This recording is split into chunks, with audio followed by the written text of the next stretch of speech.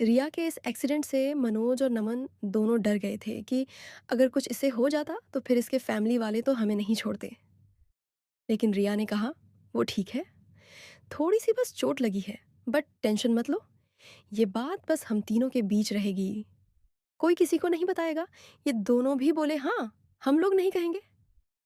नमन रिया को इस तरह गिल्ट में देख रहा था कि उसकी वजह से इस बेचारी को चोट लग गई। फिर रिया ने बात चेंज की जिससे सभी का मूड लाइट हो।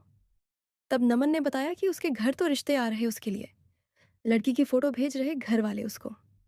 तो मनोज और रिया उसके साथ मज़ाक करने लगे कि चलो जल्दी करो, हमें भी बारात अटेंड करनी है, लड़की की फ़ोटो जो आई हो दिखाओ। ऐसे करके माहौल थोड़ा लाइट हुआ। तीनों ने वड़ा पाव खाया और फिर घर के लिए निकले। तो मनोज अपनी बाइक से गया। नमन को भी आज शहर जाना था तो वो भी रिया के साथ चलने को बोला। दोनों ने ऑटो रिक्शा किया। रास्ते भर दोनों के बीच बातें हुई जिससे दोनों एक दूसरे के बारे में और जान रहे थे।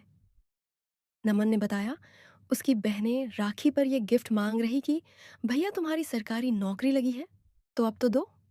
रिया हंसने लगी कि भाई अब तो दे दो उन्हें, मैं तो बहनों के साइड से ही हूँ।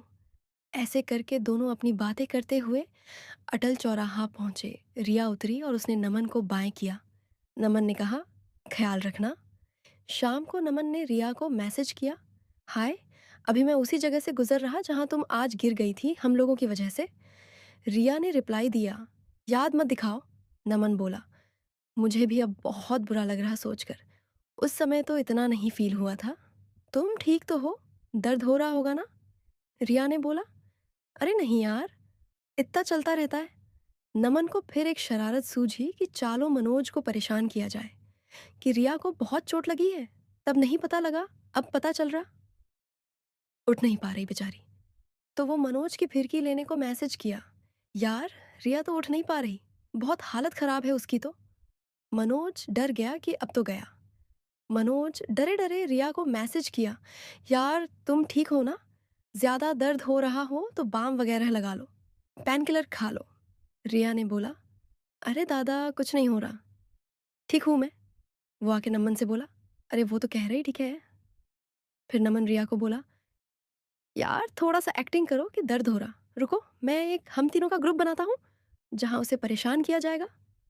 ग्रुप बना रिया और नमन मिलकर मनोज को डरा रहे थे। फिर रिया ने बता दिया, अरे यार डरो मत, हम लोग तो बस मजाक कर रहे थे। मनोज गुस्साया कि मैं बहुत डर गया था, तुम लोग को मजाक सूझ रहा। फिर ये तीनों का एक छोटा अलग ग्रुप बना जहाँ तीनों अपने बात डिस्कस करते थे।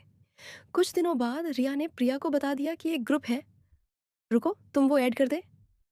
फिर उसने ग्रुप के पीछे की सारी कहानी बताई।